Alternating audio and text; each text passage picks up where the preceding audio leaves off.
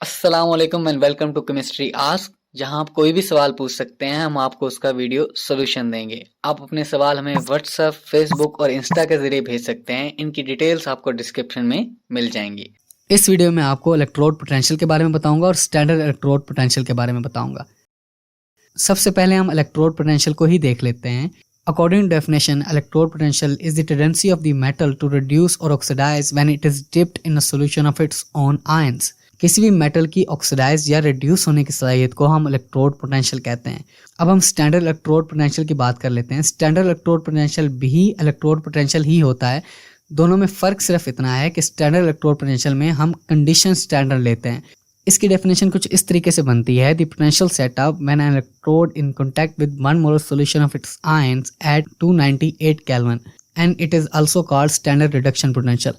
अब इस लाइन का भी वही मतलब है कि ये भी किसी भी मेटल की सलाहियत है ऑक्सीडाइज या रिड्यूस होने की, जस्ट कंडीशन स्टैंडर्ड होनी चाहिए। फॉर एग्जांपल टेम्परेचर जो है वो 25 डिग्री सेंटीग्रेड होना चाहिए, जो कि रूम टेम्परेचर होता है, और यही केल्विन में 298 हो जाता है। और जो सोल्यूशन होना चाहिए वो 1 मोलर होना चाहिए। स्टैंडर्ड कंडीशन में हम 1 मोलर सोल्यूशन ही लेते हैं। इसके ऑपरेटर्स और प्रोसेस को समझ लेते हैं कि ये इलेक्ट्रोड पोटेंशियल वर्क किस तरह करता है।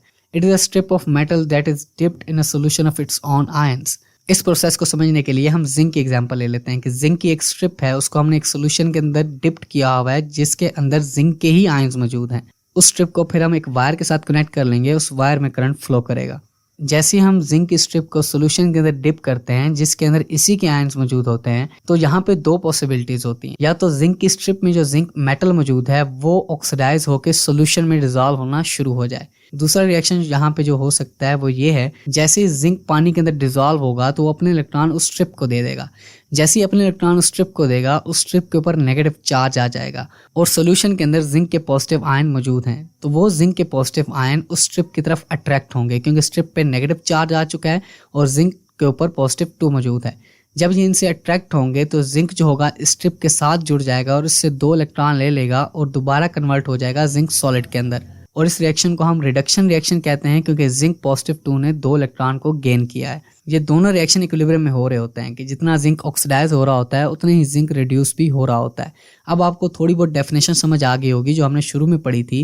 The tendency of metal to reduce और oxidize when it's dipped in the solution of its own ion. तो जिंक की टेंडेंसी है कि वो ऑक्सीडाइज भी हो सकता है, वो रिड्यूस भी हो सकता है जब हम उसे उस जैसे आयंस वाले सोल्यूशन के अंदर डिसॉल्व करते हैं। इसको हम स्टैंडर्ड रिडक्शन पोटेंशियल क्यों कहते हैं? क्योंकि ज्यादातर हम रिडक्शन पोटेंशियल ही फाइंड कर रहे होते हैं किसी भी मेटल का कि उसके अंदर रिड्यूस होने की सलाहियत कितनी है। अगर तो किसी मेटल का रिडक्शन पोटेंशियल पॉजिटिव आ जाए, इसका मतलब उसके अंदर रिड्यूस होने की सलाहियत ज्यादा है। और अगर किसी मेटल का रिडक्शन पोटेंशियल कम आ जाए या उसकी वैल्यू नेगेटिव आ जाए, तो इसका मतलब उसका रिडक्शन पोटेंशियल कम है, उसका ऑक्सीडेशन पोटेंशियल ज्यादा है। फॉर एग्जाम्पल कॉपर की रिडक्शन पोटेंशियल की वैल्यू पॉजिटिव होती है 0.34 पॉजिटिव। इसका मतलब इसका रिडक्शन पोटेंशियल ज्यादा है, ये रिड्यूस होने की ज्यादा सलाहियत रखता है, ऑक्सीडाइज होने की सलाहियत नहीं रखता।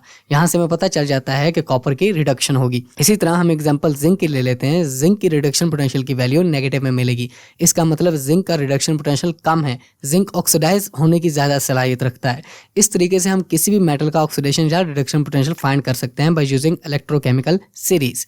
इस तरह हम रिडक्शन पोटेंशियल से फाइंड कर सकते हैं कि कौन ऑक्सीडाइज होगा और कौन रिड्यूस होगा। ये थी आज की वीडियो। उम्मीद है ये वीडियो आपको पसंद आई होगी। अगर आपको पसंद आई है तो इसको लाइक करें और मेरे चैनल को सब्सक्राइब करें। अगर आपको कोई भी सवाल हो तो आप हमें व्हाट्सएप, फेसबुक और इंस्टा पे भेज सकते हैं। अल्लाह हाफिज़।